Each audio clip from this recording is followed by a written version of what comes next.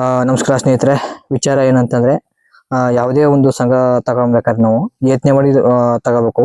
ನಾವು ಅಡ್ಡಾಡಿ ತಗೋಬಿಟ್ಟು ಸುಮ್ಮನೆ ಖರ್ಚು ಮಾಡ್ಕೊಬಿಟ್ಟು ಇವತ್ತು ಕರ್ತನ್ಯ ಕದ್ದಾಡೋದು ಅಥವಾ ಸ್ವಿಚ್ ಆಫ್ ಮಾಡ್ಕೊಳ್ಳೋದು ಅಥವಾ ಮನೆ ಬಿಟ್ಟೆ ಓಡೋಗೋದು ಈ ತರ ಎಲ್ಲ ಮಾಡಬೇಡಿ. ದಯವಿಟ್ಟು ನಿಮ್ಮ ಕೆಪಾಸಿಟಿ ಇರಬೇಕು. ನಾನು ಕಡ್ತಿನ ಕೆಪಾಸಿಟಿ ಇದ್ರೆ ಮಾತ್ರ ತಗೊಳ್ಳಿ, ಇಲ್ಲಾಂದ್ರೆ ಯಾವುದೇ ಕಡೆ ತಗೊಳಕ್ ಹೋಗ್ಬೇಡಿ. ಆಮೇಲೆ ಜಗಳ ಆಡ್ಬಿಟ್ರೆ ಸಾಲ ಮನ್ನಾ ಆಗುತ್ತೆ, ಆಮೇಲೆ ವಿಡಿಯೋ ಮಾಡ್ಬಿಟ್ರೆ ಸಾಲ ಮನ್ನಾ ಆಗುತ್ತೆ. ಈ ತರ ನಿಮ್ಮ ಕನ್ಸಲ್ ಅಂಟ್ಕೋಬೇಡಿ. ನಿಮ್ಮ ಸಾಲನ ನೀವೇ ಕಟ್ಟಬೇಕು. ಯಾವುದೇ ಕಾರಣಕ್ಕೂ ಸಾಲ ಮನ್ನಾ ಆಗಲ್ಲ, ಆಯ್ತಾ? ಒಂದ್ ವೇಳೆ ಡಿಸ್ಕೌಂಟ್ ಕೊಡ್ಬೋದು, ಬಟ್ ಯಾವುದೇ ಕಾರಣಕ್ಕೂ ಸಾಲ ಮನ್ನಾ ಆಗಲ್ಲ. ಯಾರನ್ನು ಹೊಟ್ಟೆ ಹೊಡ್ಸ್ಕೋಬೇಡಿ.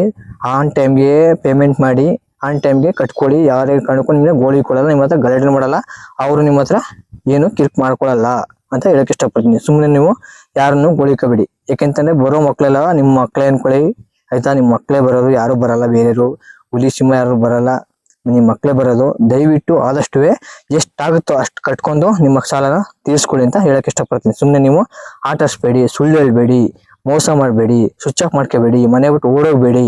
ಇವೆಲ್ಲ ಒಂದು ಇದು. ಎಷ್ಟೇ ಕಷ್ಟ ಆದ್ರೂ ನಾನು ತೀರ್ಸಿನ ಕೆಪಾಸಿಟಿ ನಿಮ್ಮಲ್ಲಿ ಇರಲಿ, ಆಯ್ತಾ? ಕಷ್ಟ ಮನ್ಸಿಗೆ ಬರ್ದೇನೆ ಮರಕ್ ಬರಲ್ಲ, ಆದ್ರೆ ಇವತ್ತು ಇರ್ತದೆ, ನಾಳೆ ಕಷ್ಟ ಹೋಗುತ್ತೆ. ಹೆಂಗಂತ ನಾವು ಸಾಲ ಮರ್ತ್ಕೊಳ್ಳೋದಲ್ಲ, ತೀರ್ಸ್ಕೋಬೇಕು. ಆನ್ ಟೈಮ್ ತೀರ್ಸ್ಕೊಂಡ್ರೆ ನೆಕ್ಸ್ಟ್ ನಿಮ್ಗೆ ಲೋನ್ ಸಿಗುತ್ತೆ, ಒಳ್ಳೊಳ್ಳೆ ಆಪರ್ಚುನಿಟಿ ಸಿಗುತ್ತೆ ಅಂತ ಹೇಳಕ್ ಇಷ್ಟಪಡ್ತೀನಿ. ನಮಸ್ಕಾರ.